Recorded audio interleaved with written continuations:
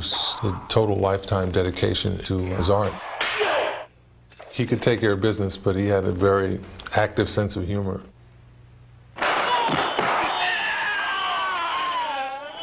He was a braggart in a way, but he never bragged about anything that he wasn't capable of. Everybody just loved him around the set because of his enthusiasm. He kept it pretty interesting. There's nobody I quite remember enjoying being a celebrity as he did. He was the catalyst that set that whole martial arts all in motion. And it's a shame he didn't live to see the impact that he had. He was not just a fighter. Bruce was a philosopher and a teacher. All type of knowledge ultimately means self-knowledge. As an actor, as a martial artist, as a human being, all these I have learned from martial art.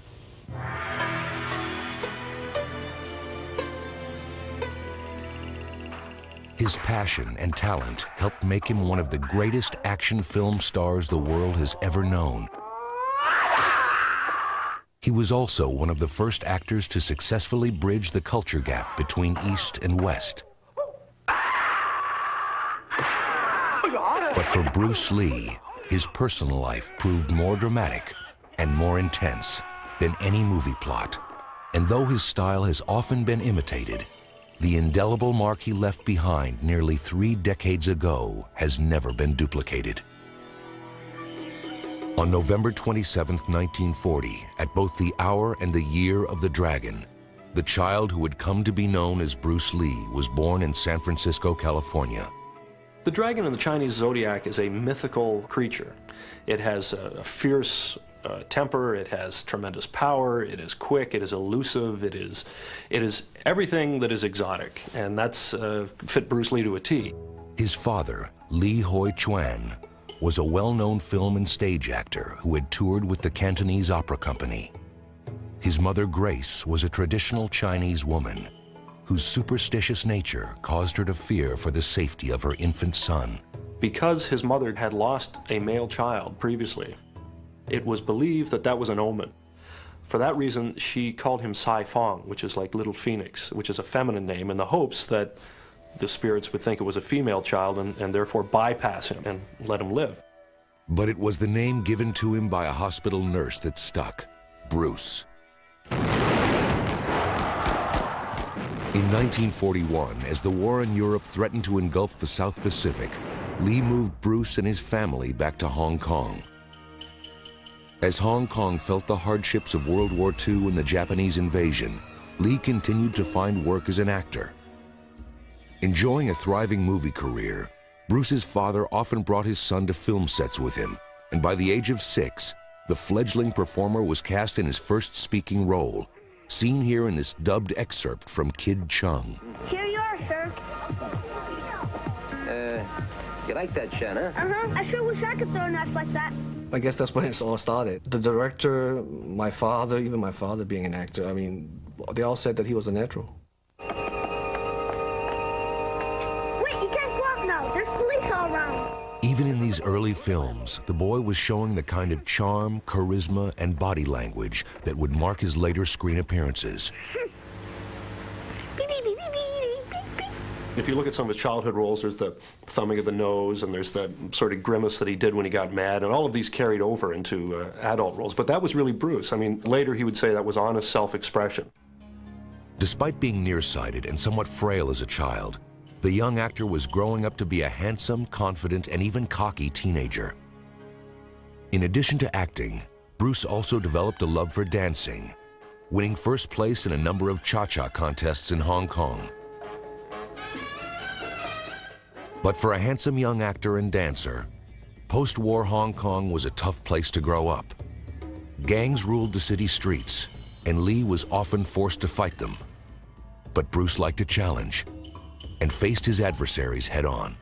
I remember when Bruce was about 14 years old, he always did like to fight. So there was a group of students, classmates, that didn't quite like him. So one day when he walked out of school, they just jumped him and beat the heck out of him, you know.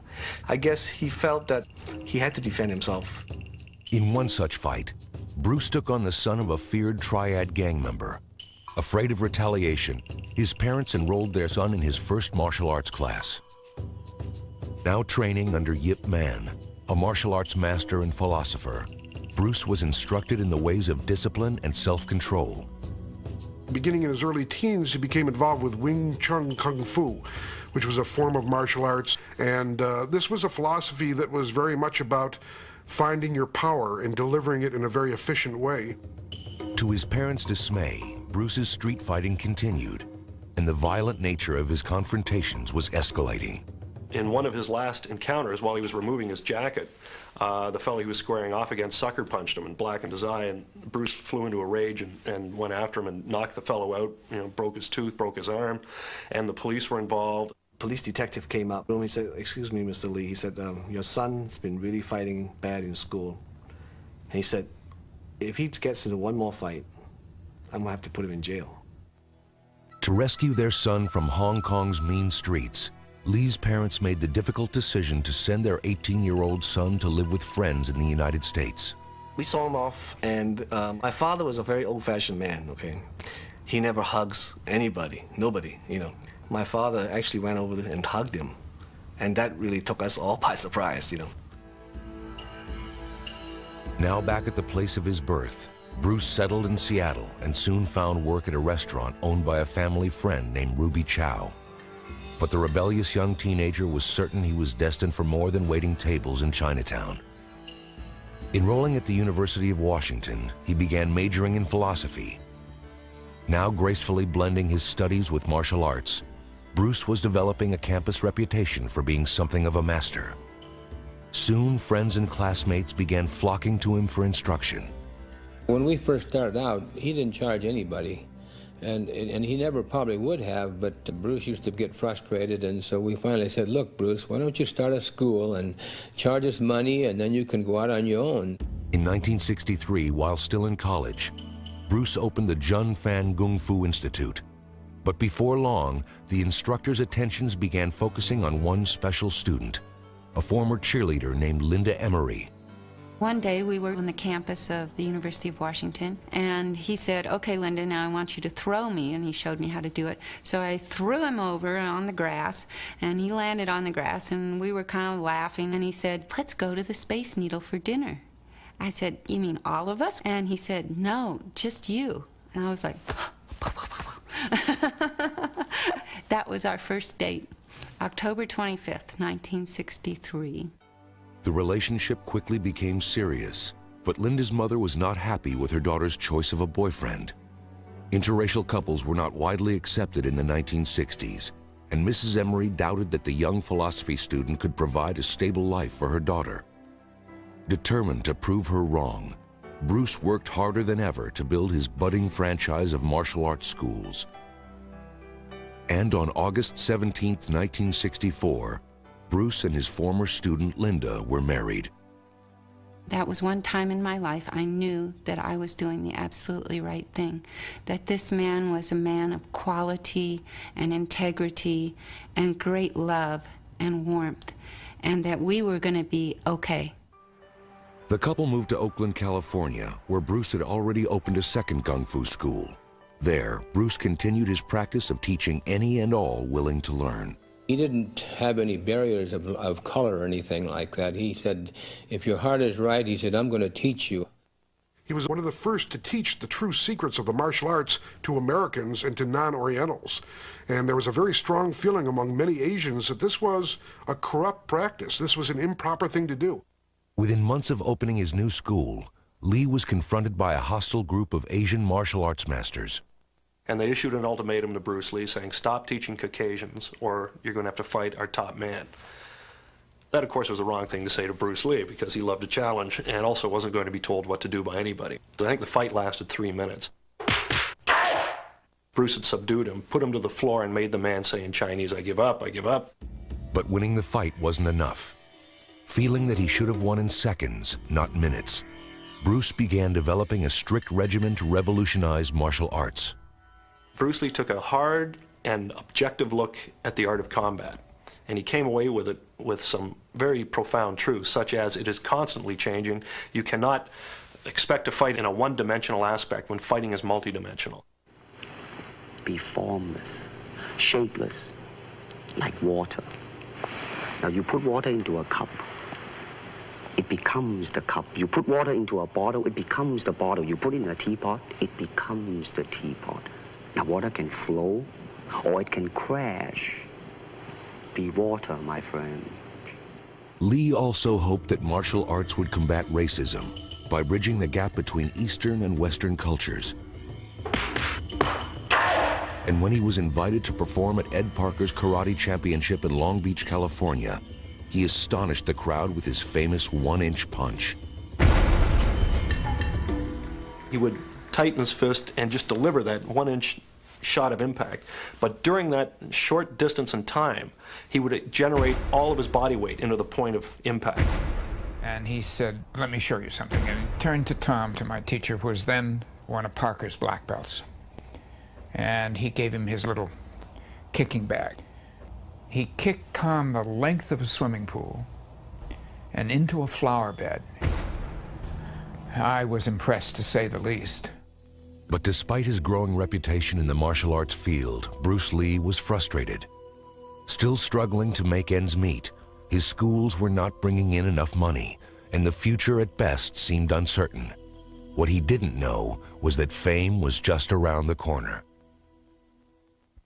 On February 1st, 1965, Bruce and Linda celebrated the birth of their first child, Brandon Bruce Lee. Bruce's greatest joy in his whole life was his children. He wanted to have a boy because it's a very Chinese thing to have a boy to carry on. He had a very, very, keen sense of love for his son, and he used to always brag and say he's the only blonde-haired, blue-eyed Chinaman in the world. But just 1 week after Brandon's birth, tragedy struck when Bruce received word that his father, Lee Hoi Chuan, had died in Hong Kong. After flying home to attend the funeral, Lee returned to America more determined than ever to make his family proud of him. He focused all of his attentions on perfecting a distinctive style of martial arts, eventually called Jeet Kune Do, or the way of the intercepting fist. He told us Jeet Kune Do is a bunch of concepts and philosophies and strategies, and you take out and make it fit into you. It's like a coat. Everyone cannot fit into a size 42 coat. It has to be tailor-made for you. He believed that he could take the best of many different kinds of fighting, a piece here and a piece there, from boxing, wrestling, martial arts, all sorts of different physical activity, and incorporate it into a single philosophy. Ultimately, martial art means honestly expressing yourself. I mean, it is easy for me to put on a show and be cocky, so I can show you some really fancy movement. But to express oneself honestly, not lying to oneself, and to express myself honestly, that, my friend, is very hard to do. While Bruce was busy pouring all of his energy into martial arts, veteran TV producer William Dozier was searching for an Asian actor, one that could star in a new TV series he was developing based on the classic Charlie Chan mysteries. A friend of Dozier's, Hollywood hairstylist Jay Sebring, had recently seen Lee perform at the Ed Parker tournament and enthusiastically recommended him to the producer. He said, "Well, listen, I've got the guy for you. It's a fellow by the name of Bruce Lee. He's a good-looking man. He's got tremendous charisma. I'll call and see if there's some footage to show you." So he did, and as soon as Dozier saw it, he knew he had his man. Test X1. Take one, Steve. Now, Bruce, just look right into the camera lens right here and tell us your name, your age, and where you were born. My last name is Lee, Bruce Lee. I was born in San Francisco in 1940. I'm 24 right now. And you worked in motion pictures in Hong Kong? Yes, since I was around 6 years old. And when did you leave Hong Kong? 1959, when I was 18. I see. Now look over to me, Bruce, as we talk. I understand you just had a baby boy? Yeah. And you've lost a little sleep over it, have you? 3 nights. In 1965, Dozier ordered this screen test for Bruce at 20th Century Fox Studios. There is the finger jab, there is the punch, there is the back fist, and then low. Of course, then they use leg, straight at the groin, or come up. Or, if I can back up a little bit, They start back from here and then come back. All right. It's kind of worried. Unfortunately for Bruce, Dozier was now busy preparing his upcoming Batman series. Charlie Chan's #1 son was scrapped, although Dozier promised Bruce that he would keep him in mind for his next project, one based on a classic radio drama from the 1930s, The Green Hornet. They wanted to offer Bruce the part of Kato, but that wasn't going to happen until the following year because they wanted to make sure that Batman worked. So there we were, now having moved to Los Angeles, and Bruce didn't have a job. Bruce Lee didn't have to wait very long. To the Batcave. Batman became a national phenomenon, and within weeks, Dozier began prepping the Green Hornet.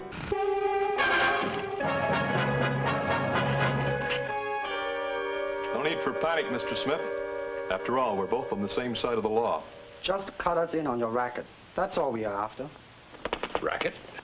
It's getting late, boss. If we're going to be partners, Mr. Smith, we mustn't keep secrets from one another.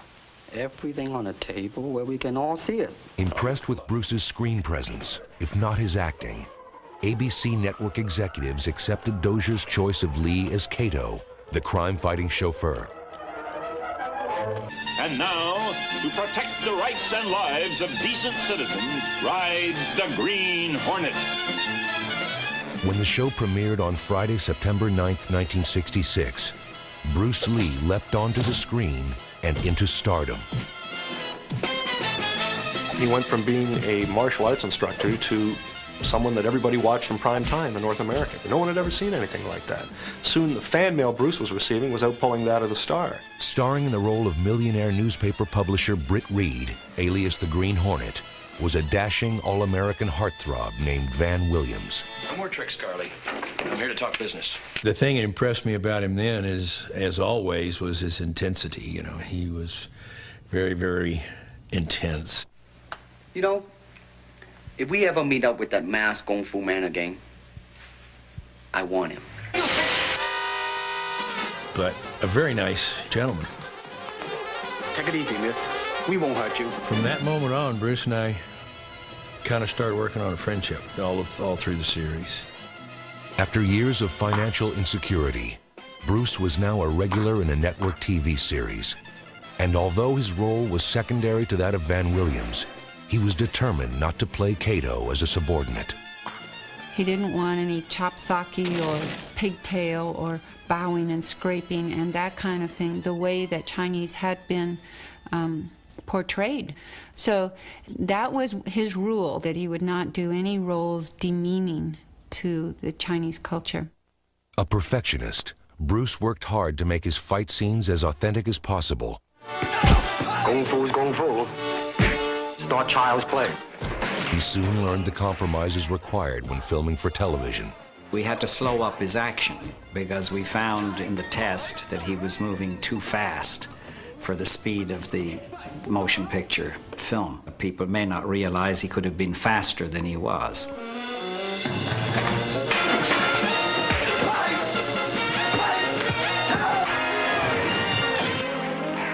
Never as campy or colorful as their caped counterparts, Wholly uncanny photographic mental processes.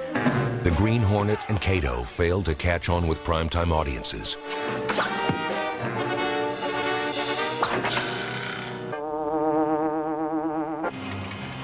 In a desperate effort to save the show, Dozier and ABC concocted a face-off between Batman and Robin and the Green Hornet and Kato.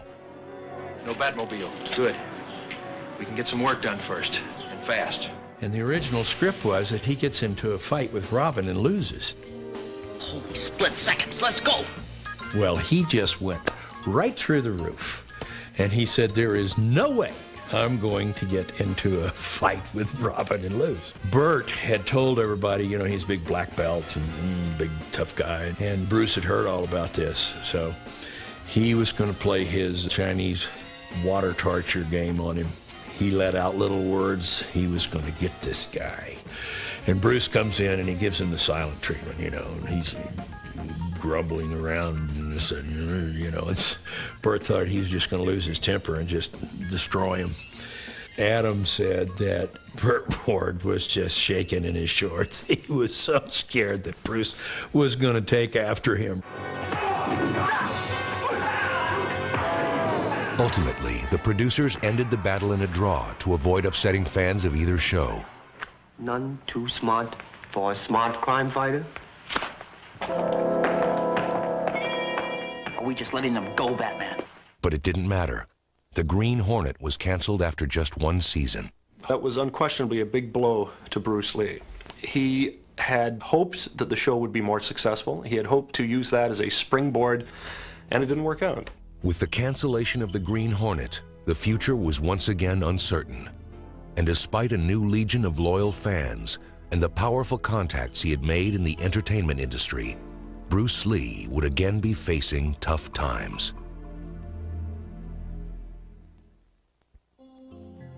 Now 27, Bruce had hoped the Green Hornet would open doors for him.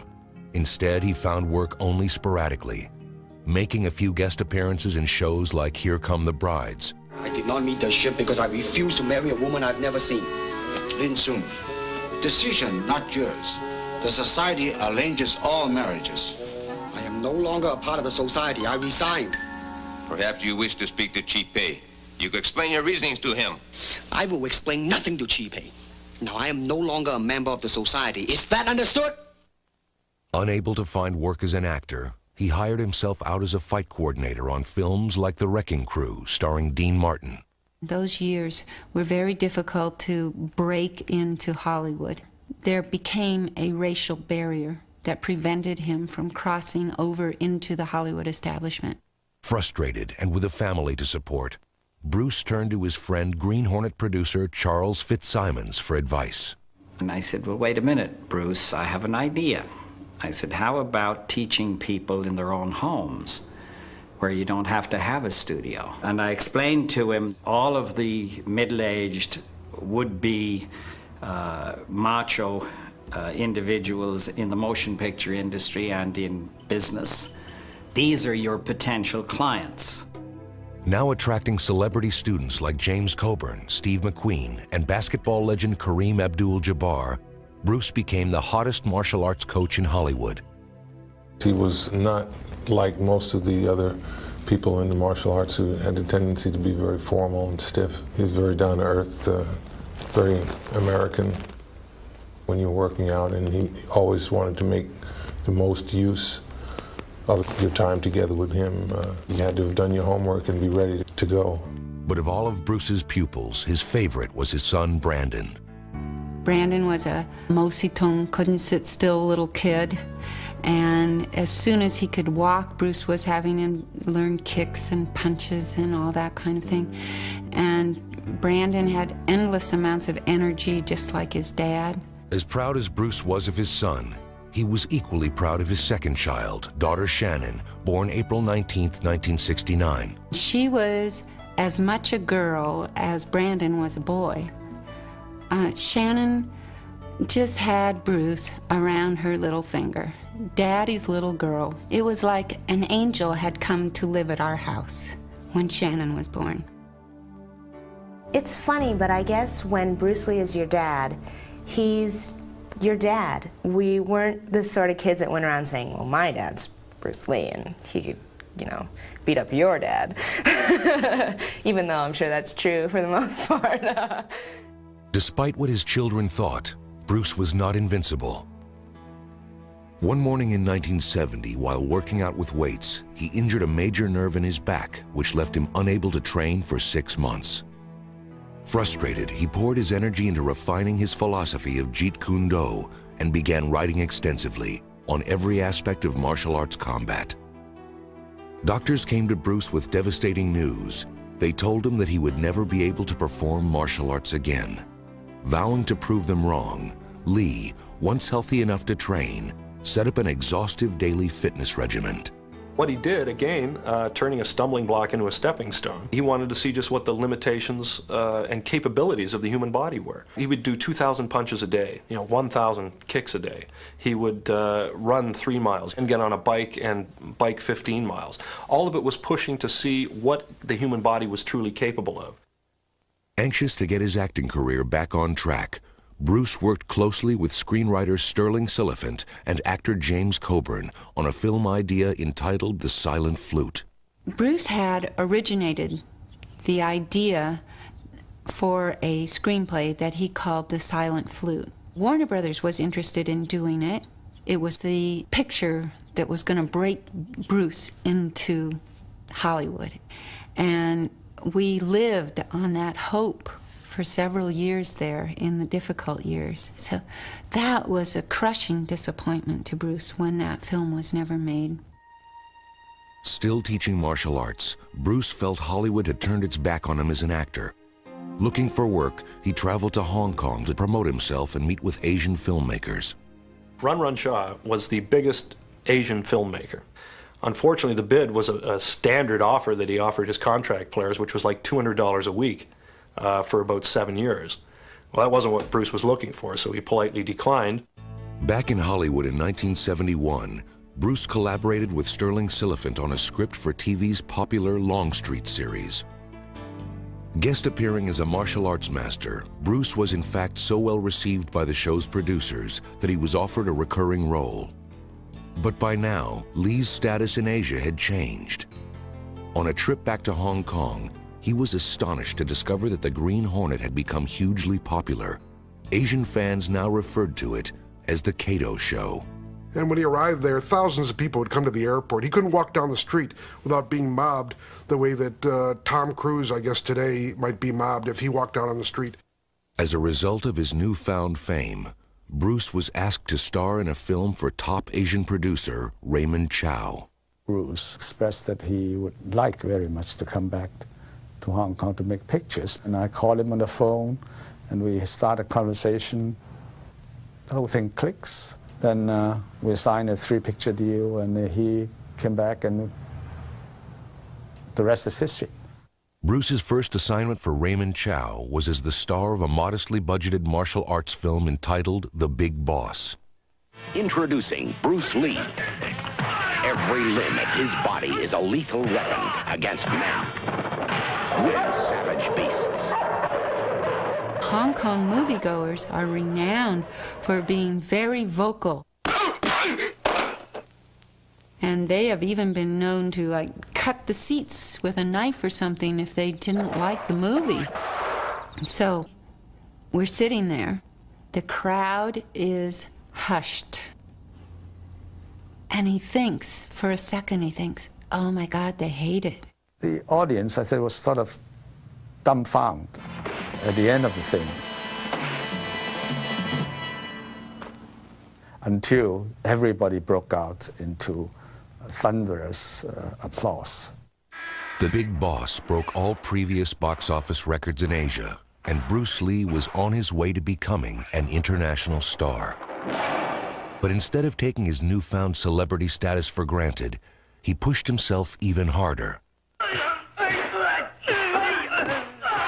In his next film for Raymond Chow, Fist of Fury, Lee introduced the nunchaku, a weapon never before seen in a martial arts film. Once again, the film broke all box office records. But success has many rivals, and one of them was film producer Run Run Shaw. Hoping to steal Bruce away from Raymond Chow, he tempted the actor with a blank check for his services. Instead, Bruce remained loyal to Raymond Chow. He proposed an equal partnership for a series of films. It was an offer Chow couldn't and didn't refuse. Professionally confident and financially secure, Bruce Lee had conquered Asia, but his real goal had eluded him. Bruce Lee wanted to take on the world.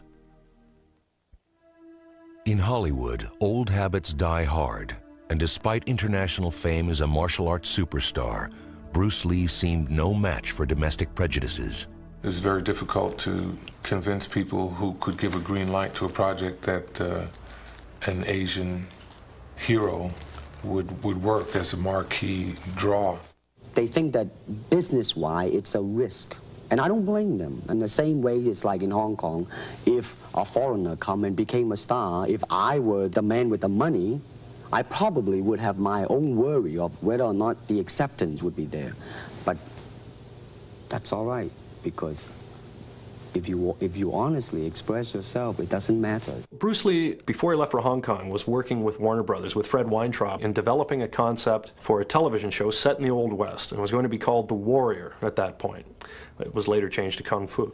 They never apparently considered him at all for the lead because, in their words, he was too Chinese looking. And what happened was they ended up giving the role to a Caucasian actor, David Carradine, who they tried to make up to look half Chinese. Bitter at what he considered Hollywood's racism, Bruce now turned all of his attentions to his partnership with Raymond Chow. Having developed a keen interest in filmmaking while starring in The Green Hornet, Lee now oversaw all aspects of his new film, Way of the Dragon. It's Lee, unleashed.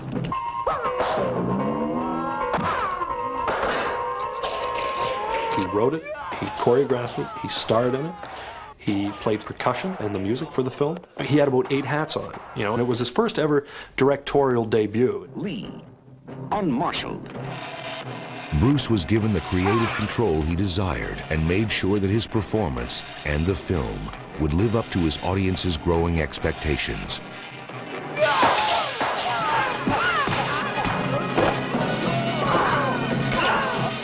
One of the film's highlights was this grueling fight scene between Lee and his former student, Chuck Norris. At the beginning of that fight scene, Bruce Lee's character is losing because he's in a very rigid martial arts way. Chuck Norris's character is also rigid, and he's a more powerful, bigger individual.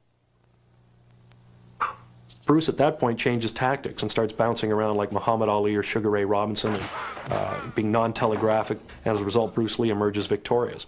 Bruce stressed the need to show the ability to adapt instantly to whatever the situation was in front of you. Way of the Dragon smashed all previous box office records, and within weeks of its release, Bruce was busy prepping fight scenes for his next film, Game of Death. Co-starring would be his friend and former pupil, Kareem Abdul-Jabbar.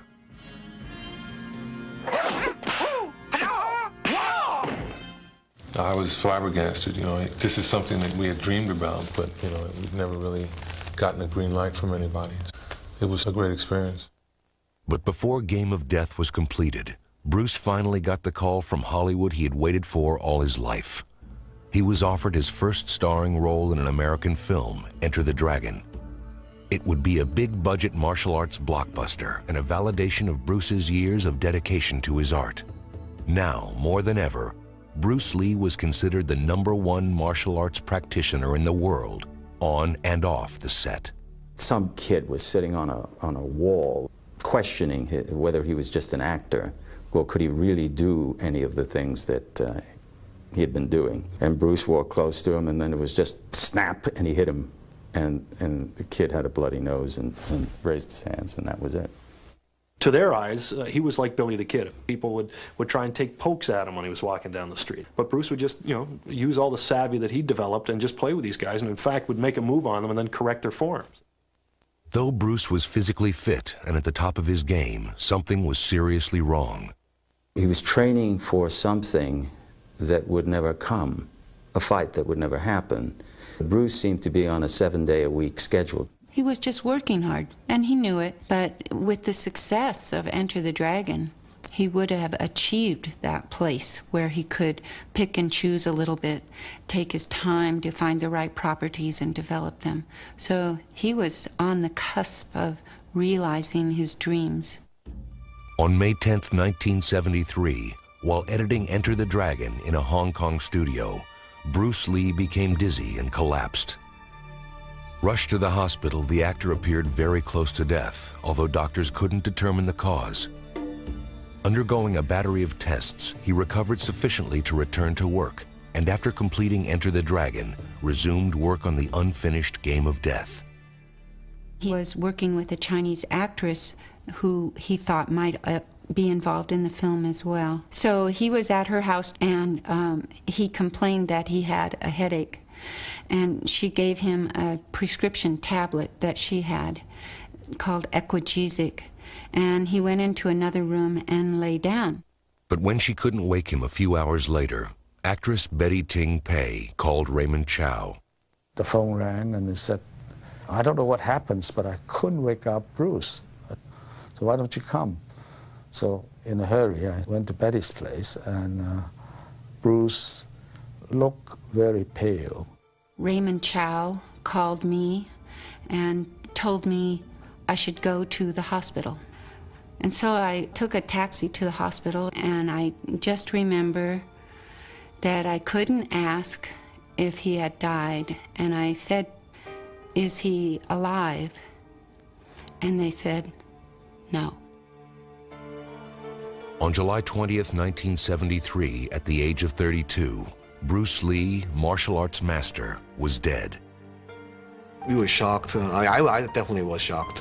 My mom was, of course, she was torn apart really bad.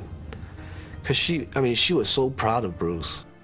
And here was a man in the peak of health, and one day he just expired. No car accident, no external source, no great illness. And so people needed to find a reason. But as news spread throughout the world, so did rumors that his death was no accident. Had he been murdered, some wondered? The target of retaliation by angry Hong Kong gangs? Some even speculated that Lee had been killed by a curse imposed by Asian martial arts masters, still angry that he had revealed their secrets to non-Asians. As far as rumors of a curse or rumors of this and that, there's just no bearing. I mean, I suppose when someone passes away, you can say whatever you want. You could say he was done in by gremlins, but there's equal evidence for gremlins as there is for a curse. An autopsy revealed the cause of Lee's death to be cerebral edema, or swelling of the brain, an allergic reaction to the pill he had taken to alleviate his headache. The scientific medical evidence was extremely clear. So you may call it a freak accident, but absolutely nothing else. Within days, more than 20,000 mourners crowded the streets of Hong Kong to pay their respects to the fallen superstar. Following a memorial service, his body was taken to Seattle, where Bruce and his wife had met and fallen in love. Among those at the funeral were close friends James Coburn and Steve McQueen, who served as pallbearers. At the age of only 32, Bruce Lee had left behind a wife, 2 children, and an unrivaled legacy in the world of entertainment and martial arts. But ironically, it would be the films in which he didn't appear where his legend would live on.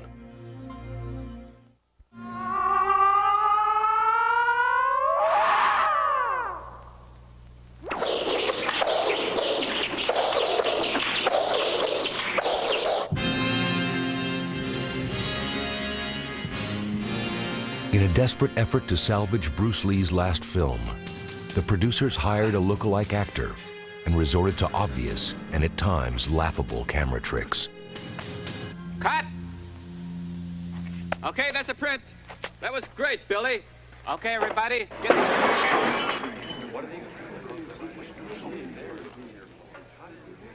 But mixed results couldn't prevent Game of Death from being an enormous financial success.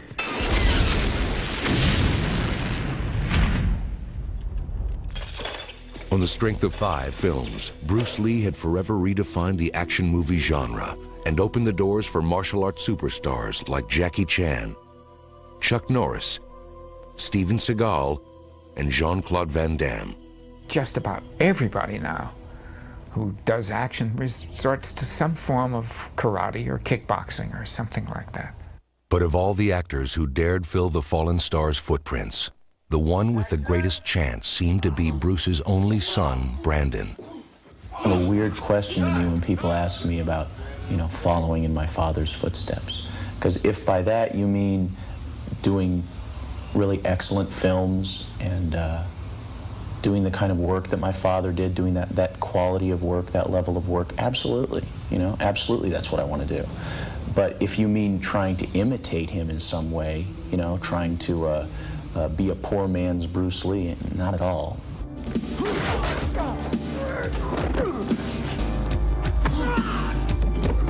I started learning martial arts with my dad right about the time I could walk, and we moved from Hong Kong to Los Angeles a lot when I was growing up as we were following my father's career around. And the thing is, I always think to myself, no matter what happens to me in my career, it's probably never going to get as weird as it already was. Having made a name for himself in a small number of modestly successful films, the young actor seemed poised on the brink of superstardom as the title character in the supernatural thriller, The Crow. But on March 31st, 1993, nearly 20 years after his father's untimely death, Brandon Lee was accidentally killed on the set by the misfiring of an unchecked prop gun. And like Game of Death, The Crow was completed with the aid of body doubles and special effects. Unfortunately, the bizarre circumstances surrounding Brandon Lee's death did little to quell the ever-growing myths about a mysterious curse. With Brandon's death, there was a resurgence of the rumors about Bruce's death. There was a rehashing of them in the public again. And there was an attempt to connect the deaths of Bruce and Brandon. And really, that's a great disservice and a great tragedy. Trying to connect it up with curses and falsehoods and rumors is not right. Brandon's death was the result of the most unfortunate and unlikely, freakish chain of events than that could ever be imagined. In a way, I'm glad that Bruce was not here to see this happen to Brandon, because it would have hurt him so badly, as it has all of us.